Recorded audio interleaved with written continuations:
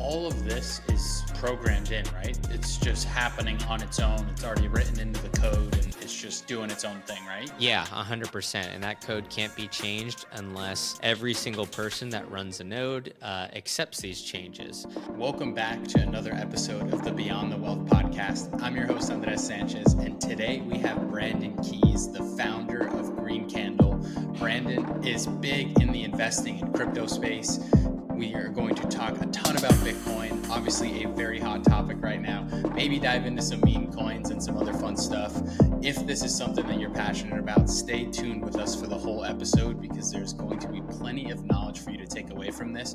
Brandon, thank you for making some time to come on today. Of course, man. Thanks for the intro. And excited to be here. Yeah. Feel free to add on to that intro. I want to make sure everybody here knows exactly who you are, what you're building, and we'll take it from there.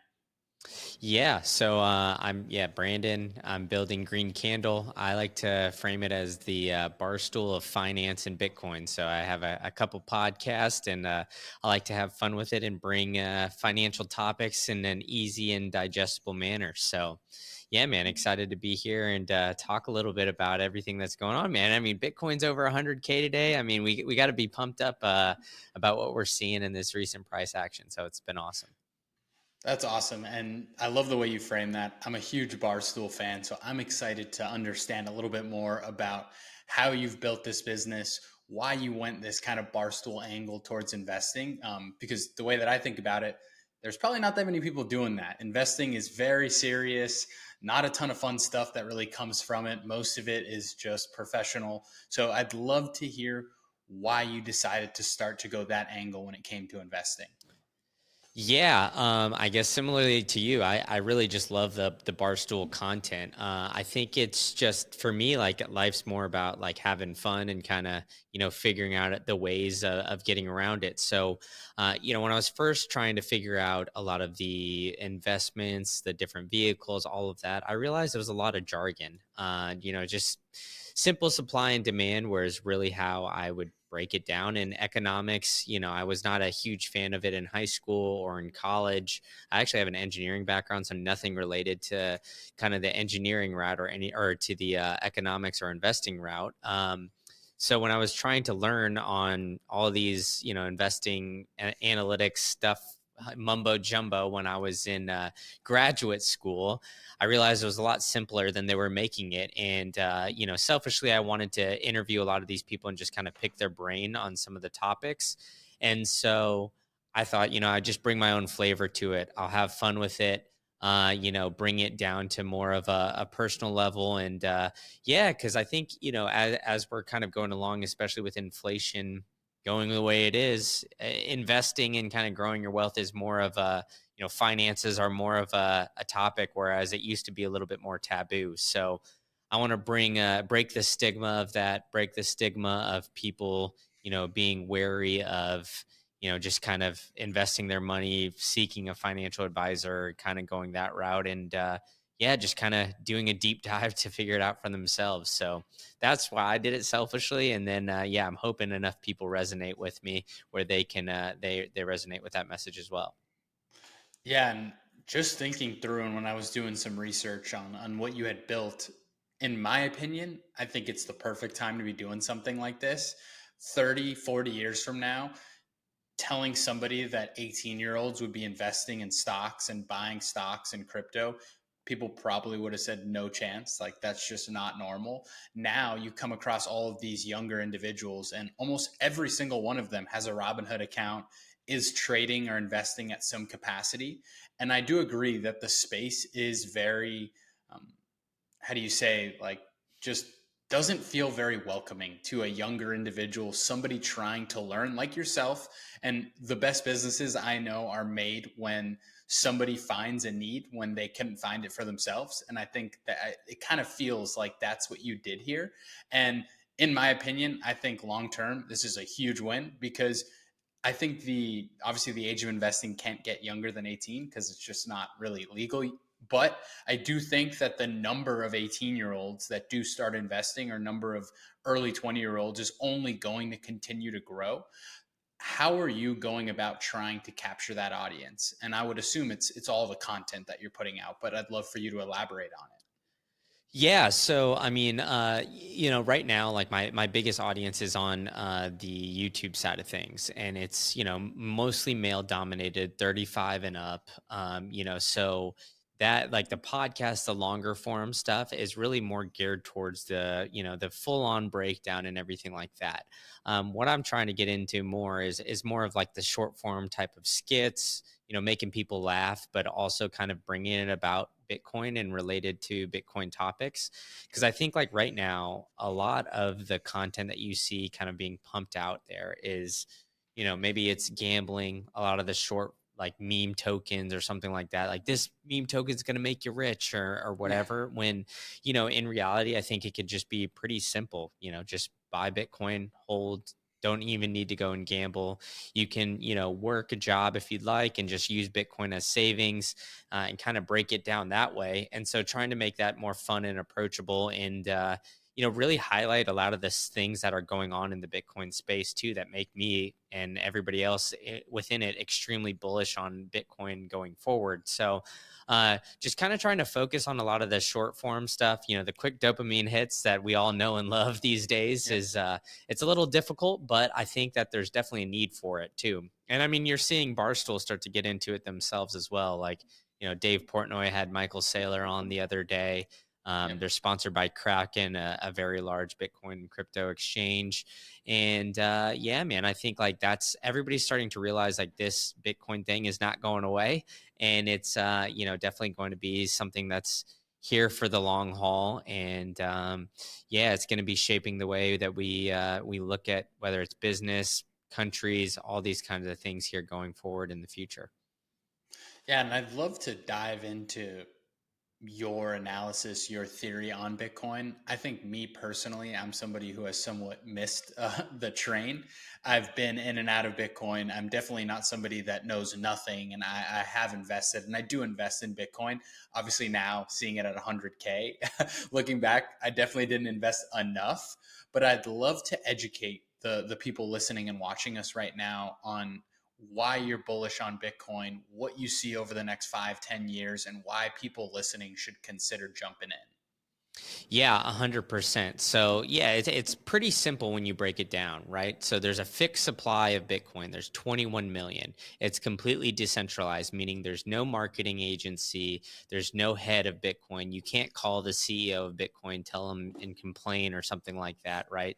The creator just disappeared, fell off the face of the earth. So, this fixed supply, then makes digital scarcity. And scarcity is something that I don't know if really the human mind can really comprehend. But for example, right, if you have Taylor Swift, Taylor Swift, very extremely popular. If she did one concert in the entire year, those tickets would be through the roof, right? Because the demand would be extremely high.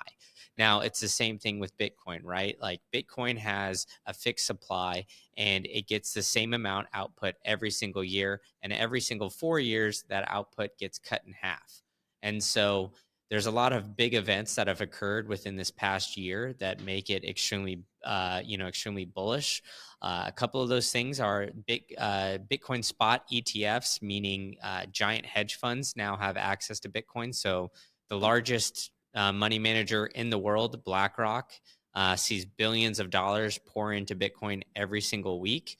I think within their entire launch since January, they've only seen like, a handful of days where they've seen net outflows opposed to inflows, meaning more people are buying every single day and continue to buy. We have President Trump coming in. So, he's proposed a Bitcoin strategic reserve, which means that the United States is going to put Bitcoin on their balance sheet to try to hedge against inflation. The Federal Reserve tells you every single year that they're anticipating at a minimum of 2% inflation, right? That's their target is to hit 2%.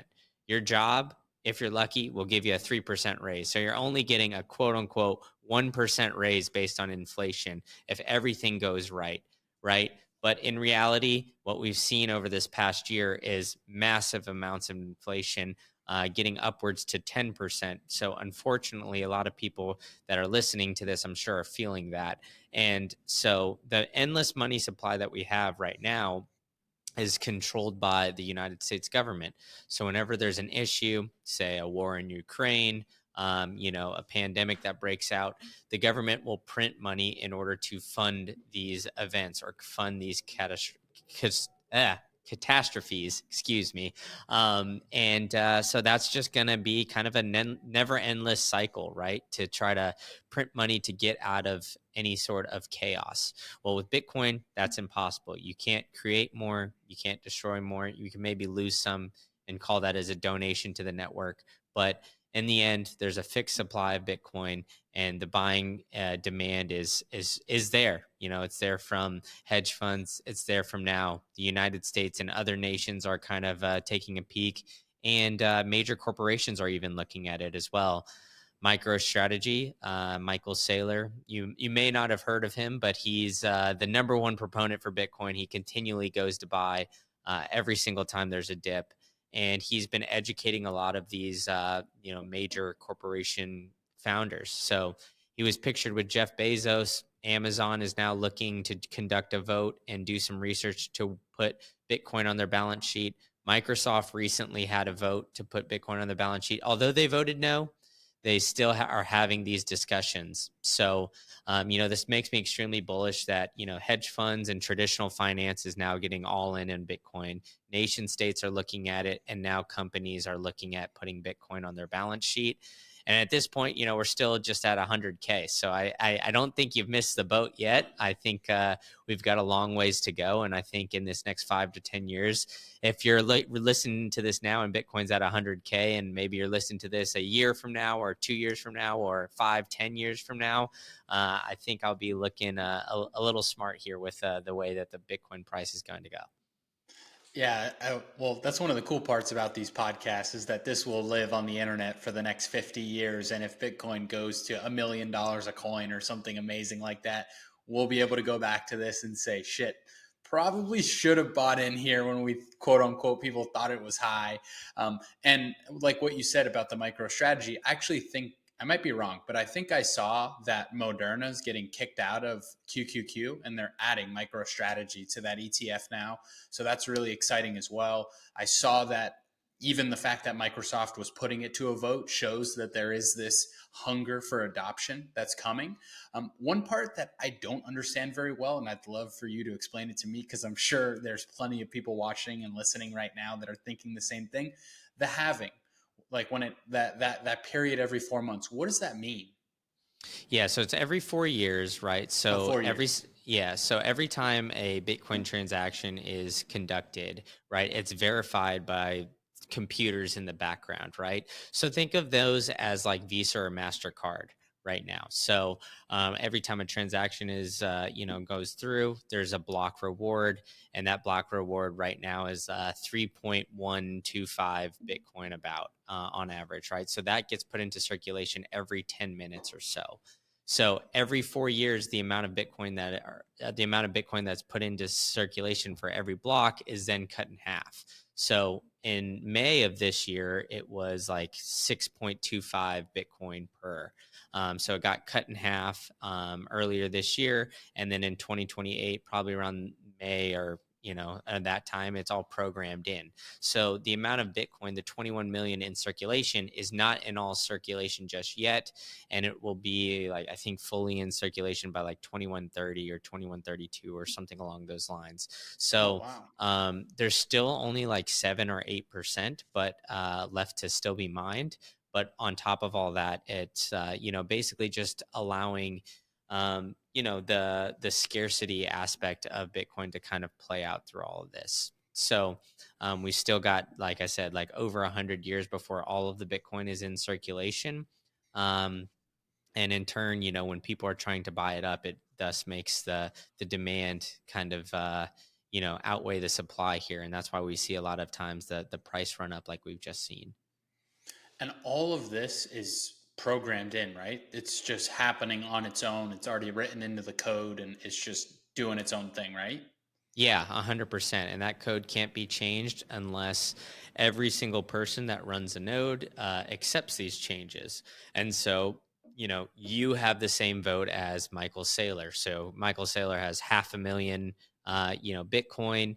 It's all weighted exactly the same. So I think that's a unique aspect of Bitcoin, that no matter how much you own, big or small, you all have the same vote. So it's like a true democracy, and it's all really built into the code as well. So, and whereas in other cryptocurrencies, it's, they like to call them like dinos, decentralized in name only, where they kind of tell you it's decentralized and those can be manipulated, or they have like a marketing agency or marketing department behind these coins, which kind of sell you on the pump and dump schemes. I mean, we just saw like the Hawk Tour girl, for Yeah. example, just launched a crypto token, the Hawk coin, her meme coin, right? People bought in and then immediately got rugged, right? That has happened before. It's going to happen again, and it'll continue to happen. So that's why I always just try to tell people to stay on Bitcoin and Bitcoin only. Yeah, I mean, the meme coins are a blast, and I would be lying to everybody here if I said I haven't had some fun buying and trading them. But it's all, and again, for people listening here, like, please do not go and buy these stupid coins like Hawk to a coin with money that you actually need or money that is actually like impactful to you. If you have some money to waste and you want to do your own thing, it's on you. But I'm curious, this is huge. I mean, she rugged $50 million on this coin. And Yeah. in my opinion, if you bought the Hawk to a coin and lost money, that's kind of on you. Like, but do you think she'll see jail time? Do you think she's going to get in trouble? Or is it going to be people on the back end on her team that did this? Because I personally, nothing against her. I just don't think she was smart enough to like actually execute on all this alone. I mean, 100%, right? I mean, from what I understand, she got like a percentage of the cut of, what was being made. She got paid to market it initially. I don't know if we'll necessarily see jail time. We might see like some big fines, because we saw this, previously, right? With like Tom Brady and the FTX scandal and some of these other, influencers kind of marketing some of these crypto pump and dump schemes. Essentially getting sued and losing a lot of money because of that. So I imagine she'll lose a lot. I don't know if she'll see jail time necessarily, because I agree with you. I don't think, the girl that's saying, she's going to Hawk to spit on that thing, in front, drunk on Nashville, is really diabolically planning how to build a meme token and to rug millions of people. Like, I just find that hard to believe. 21-year-old girl, she's seen her fame kind of blow up. And I think, a lot of people behind the scenes probably saw that as like a time to use her and use her audience in order to, make a quick buck. And that's exactly what they did. Now, will they catch everybody behind it?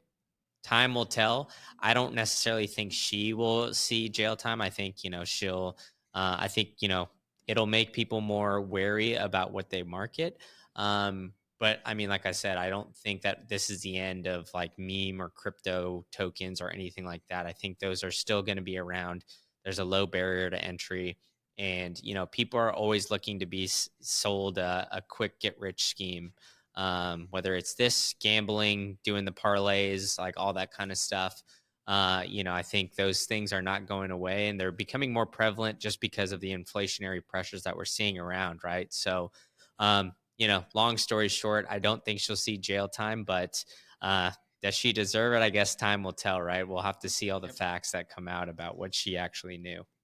Yeah, for sure. An interesting area of Bitcoin of crypto is that Satoshi Nakamoto, the guy that founded Bitcoin, just disappeared. I'm curious for you, what is your theory and thoughts on that? Because I know a ton of people, I've heard like the most insane theories, but I'm curious, somebody like you that's very well educated in this space, what is the kind of going theory that people who are actually ingrained in the industry consider as like factual? Yeah. Yeah, so I mean, like Satoshi disappeared, right? Whether it was a man, woman, group, the CIA, whatever, it didn't matter, right? So Satoshi currently has a wallet with like 1 million Bitcoin in that wallet, and that hasn't moved since the Genesis block was mined in like 2009. So right now, that's been basically holding Bitcoin since it was well under a penny to over $100,000. So it's worth well over multiple billions of dollars. Like, I don't know about you, but if I was sitting on multiple billions of dollars, I'd trim a little off the top, right? Yeah. So, that's not to say that Satoshi is doesn't have like the human greed or aspect of it, but I think that's the beauty of Bitcoin is that all these other crypto tokens have a CEO, have 95% of the supply, and have the ability to rug. And you've seen it time and time again when they do have that ability to rug. 99.99% of the time they do that. The 0.001 time that they did that was Satoshi basically walking away. Now, I don't know if Satoshi actually thought Bitcoin when she, or this group of people created Bitcoin, that it would be to what it is today. I think that there were some theories, but there was attempts of something along the lines to Bitcoin prior to when Bitcoin was actually, I guess, like invented, created, whatever you want to call it. And so I think that's the beauty of Bitcoin there is that, there really is no marketing department, head of it, CEO. And that's why I think like something like Bitcoin could really never really be replicated again. And that's why it's, I think one of the greatest inventions in humanity. And a big part of that is because of Satoshi walking away. Yeah. And I know Bitcoin gets compared a lot to gold and silver, like these asset classes like that. Is it comparable? Is it not comparable to something like that? I'm curious because as like a lot of these questions are literally things that I'm actually curious about, and I know if I am, tons of people are, and I don't usually get to sit down with people that know a ton about it. So when we look at it from an asset class perspective, is it fair to think of it like a gold, or is it kind of in its own world? Yeah, so right now, Wall Street and all these other kind of indices look at Bitcoin as more of like a risk on asset. When a risk on asset is more of like a Tesla or kind of like a tech stock or something along those lines. But the reason that it gets compared to or like spoken about as digital gold is because of the scarcity aspect. The problem is with gold is that gold is archaic, right? I mean, if I wanted to give you, Andres, a gold coin, we'd have to meet somewhere.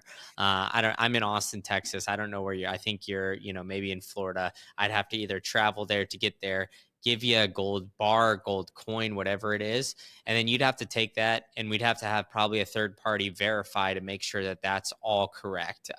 It's actually gold, whatever carat I say it is. It is that gold. It's that amount. You have to verify it, and then you have to go and store it, right? Because you're not going to be able to go get a cup of coffee and pay with, get there and get your little grinder and grind off like a corner of this a gold bar that you have. But one thing that gold does do is that it holds its value in inflationary times, right? So whether it's going down or up, gold usually like goes where inflation goes. So they use it as an inflation hedge. Now, the problem with gold as well is that we don't really know how much gold there is. We continually keep finding more and more gold. I think like El Salvador announced that they found an estimate of like $3 trillion worth of unmined gold just in a random place the other day. So they're most likely going to mine that gold and then sell it for Bitcoin. Where the one thing that we do know is that there's 21 million Bitcoin. Each Bitcoin can be cut up into 100 million different pieces. And, there's never going to be any more created. And if there is more created, we have to all come to a consensus about that. But anyway, regardless of that point, Bitcoin is the only true fixed supply. We know how much is coming every single day, and we know how much is going to come tomorrow. We know how much is going to come the next day. We know how much is going to come in an hour. And we know how all that is going to come for the next, 10, 20, 30, 40, 50, 100 years. And nothing is going to be changed that because it's all built into the code. Now, the reason that it is considered a inflation hedge is because strictly of that point, right? We know the fixed supply, we know how much is going to be out there. Now, a lot of people say that Bitcoin is risky because it's volatile. Now, I would argue that Bitcoin is the least volatile thing that there is because we know exactly what's going to happen with Bitcoin. The thing that's volatile is what we're measuring it in, right? So if we were to know that I was going to give you 10 sandwiches every single day, but we don't know the price of it because, we're in Venezuela or we're in Zimbabwe and the underlying currency is just going bananas every single day, would you think the sandwiches are volatile or would you think the currency is volatile? Most likely the currency, right? So it's the same kind of concept with Bitcoin where there's the fixed supply that's coming out and, it's the dollar, the underlying currency that's basically being volatile. So the reason that we saw this, current run up is that we saw the Federal Reserve lower interest rates. So I don't know how much you want me to go into all of that and get into the nitty gritty of these financial topics, but at the end of the day, Bitcoin is compared to gold and silver, and it's looked at as an inflation hedge strictly because of this fixed supply, and yeah, kind of showing similar characteristics in that aspect. Yeah, and we don't have to go too deep, but I do think it is important to highlight why, when the Federal Reserve lowers interest rates and starts to print money, there is this shift to Bitcoin. Because even somebody who's not extremely educated knows that when you see those memes of Pal with the money printer, you know that Bitcoin and other assets are starting to go up. Maybe at a high level, explain to people listening and watching why. Yeah. So in 2020 to 2022, we saw 40% of the money supply being printed that is currently in circulation. So, in 2019, there's 40% more dollars in circulation now. But how money gets put into circulation is the Federal Reserve sets an interest rate, right? So then the banks loan out. So that's when you get lower mortgage rates. When there's no interest rates, you get, lower car rates, car loan rates. Anytime you can get a loan, it's really dependent on the Federal Reserve's policy. So the Federal Reserve decided to raise interest rates at the fastest rate in history that it's ever done after printing the most money that it's ever been printed in history. So it raised interest rates, but it, historically was not even, super high. But what does that do? It makes money harder to get by. So you don't see a lot of these, companies that were out in the wild there. We saw the FTXs, the Celsiuses, a lot of, just crap companies that were just kind of floating on a paper house or, um, essentially just rise from zero to multi-billion-dollar valuations. And that was because money was cheap. And we can jump right in. I mean, we went like really deep on a lot of these a lot of these financial topics. I feel like I got my selfish questions out of the way. I got to learn more about Bitcoin than I have throughout these last few years. But I want to make sure we talk about what you're building as well with Green Candle. Um, Talk a little Mhm. bit about these podcasts that you've launched. What are the podcasts? How many of them? Like, let's dive into that. Yeah, 100%. Yeah. So I mean, like, yeah, yeah, Green Candle, like I said, I try to bring financial topics and things like that into an easier and digestible manner. So I have two podcasts, one that I release every Monday, the other I release every Friday. One's Macro Insights, where I interview people just in the general space. So whether it's like real estate, macro guys, oil, gas, stock market people, just kind of try to break it down and make it easier to understand what they're saying. I try to stay away from Bitcoin when I talk to those people as well, because some people that are in traditional finance, although now with the ETFs maybe they're a little bit more into it, but anyway, try to stay away from Bitcoin on that podcast. And then the state of Bitcoin, where I talk to any and everybody here in Bitcoin. I've had anything from an NFL player on there, um, to just a big guy in the venture capital space, to people who are founders of various Bitcoin companies, and yeah, you name it, anybody that's kind of doing anything and everything in Bitcoin, I'm willing to blab with them for a little bit for that. So yeah, Green Candle, wherever you get podcasts, you'll be able to find them all on one feed, and on YouTube as well. So um, yeah, it's been a lot of fun. I've been talking to a lot of cool people, and had some experiences that I never really thought would happen, when I first started blowing hot air into a microphone. Yeah, we got to get Odell Beckham on your show. He is obviously made out like a bandit, taking his whole LA Rams paycheck in Bitcoin. And there's been a few other guys like that, and all of the Twitter people and finance people were clowning them. And now, at least for right now, it looks like they've had the last laugh. And it's really it's really amazing just to see, like, I'm 25, so Bitcoin started to become really popular when I was like kind of coming out of high school, like 17, 18-year old. You started to hear more and more about it. That pizza story became viral. People started to buy it, and at that time I think it was like 2 grand, 3 grand at that time. And it was like, I remember being in high school thinking, like, what the hell is this? Like, what, like, this makes no sense. And now to fast forward to the point where we've made it to, it's got to that six figures that everybody talked about for the last few years, and it's continued to grow. Is the goal with those platforms just to build awareness and build a personal brand for yourself? Is there an aspect of monetization that you're hoping to accomplish with that? What's the business side of the podcast and platform? Yeah, so luckily I've yeah, you got me good timing here. I actually just went full time on Green Candle, the media company here Awesome. on Monday. So Let's the go. monetization aspect, I've got a couple great sponsors. I've got some merch available for purchase as well. So if you guys want to support the brand, you can find all that, wherever you find me, Green Candle IT, on all these different places. The goal is just to make it, yeah, like more accessible. I started this when I was, just in grad school. I ran track in college, so I had a big class of athletes right ahead of me. So I was in a group message with all of them. They all went to grad school, and then we all went to grad school, all over the country. So we were all together at Memphis for 4 years and then gone. And I started really learning about my personal finance and all this stuff, and nobody really listened to me except for one of my buddies. So I was like, all right, well, let's just like learn out loud, right? There's probably a community of this.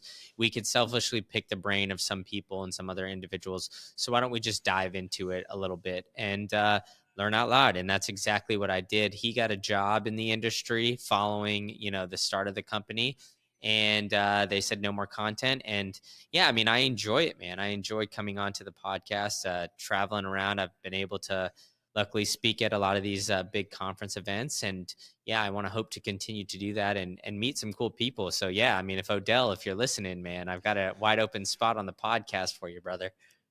Dude, I love that. And as somebody like myself that's obviously built this podcast with the goal of leaving the day job, unfortunately now I am still in the rat race of using the day job to fund this awesome journey. But I'm really excited to hear that you've been able to take that leap of faith to go full time. And it's pretty cool that it was like literally this week. How do you feel? It's nerve-wracking, man. It's definitely like, it's something where I don't have that safety net, the blanket of all this stuff. So it definitely is nervous, or it definitely has me feeling nervous. But I've been working on Green Candle. Like, I did the blog and the Twitter account to kind of start it. I started it maybe almost 4 years ago, April 21. I started the podcast in February 22. So I've seen a lot of, kind of effort and other things put into this. And then within this past year or so, I've seen about a 10x growth. And so, that was kind of the writing on the wall for me. I saw it, grow drastically. And I was like, all right, now it's time to make the leap and really go, full forward, full force with all of this. Right. So, I've been using all my vacation days at the old 9 to 5 to go, build Green Candle. Ran out of those earlier this year. So I was like, well, if I want to keep building it, I think it's time for me to jump off the boat, and kind of go for it and see if I could swim. So definitely some nervous feelings, but a lot of confidence as well going forward, because of just what I've built up for these past couple years, and the support system I have around me. So yeah, I'm in Austin right now. I'm working out of Pleb Labs, so shout out to them. They're accelerator down here for a lot of Bitcoin companies, and they've been helping, taking me under their wing and helping me kind of push this thing forward as well. So, and being around a lot of other startup founders, it's just kind of pretty motivating in itself as well. I love it. And I'm going to make sure that we get all the website, the merch and everything linked below this video. I'm happy to do my part, and hopefully maybe 1 or 100 people go and shop and buy some stuff and support the brand. Because one, for me as another podcaster, I always love to hear people in the space putting in the work and getting the opportunity to go and jump full time. I think for me, the goal is by the end of this calendar year or the next calendar year, I'm talking like we're already in 2025. At the end of Hmm. 2025, the goal is to be able to walk away and hopefully earlier and go full time on everything I'm building. So it's not only inspiring, but really exciting to hear that you are going and doing that. Um, we're kind of coming here to the end of the conversation. I typically ask one question at the end, but you're the first person that I've had on from a crypto standpoint. So I want to give us the opportunity to ask two questions. One, let's start with the first one, and that is if you could give one piece of advice to somebody listening now that has zero exposure to Bitcoin or crypto at all, what would that advice be?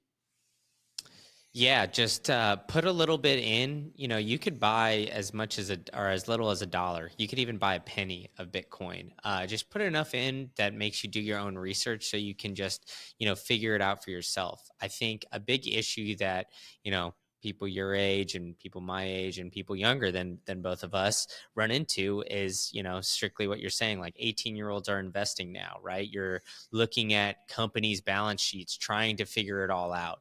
I've been able to, quit the job. I have a couple rental properties and everything like that. And I'm not exactly, balling out like an investment banker or anything like that. I've been able to do that. Simplest way I've been able to do it is just buy Bitcoin, let it sit, let it ride, and then, putting it in real estate for cash flow down the line. And so it's allowed me to kind of figure out my true passion. So I don't have to worry as much about money and that aspect of things.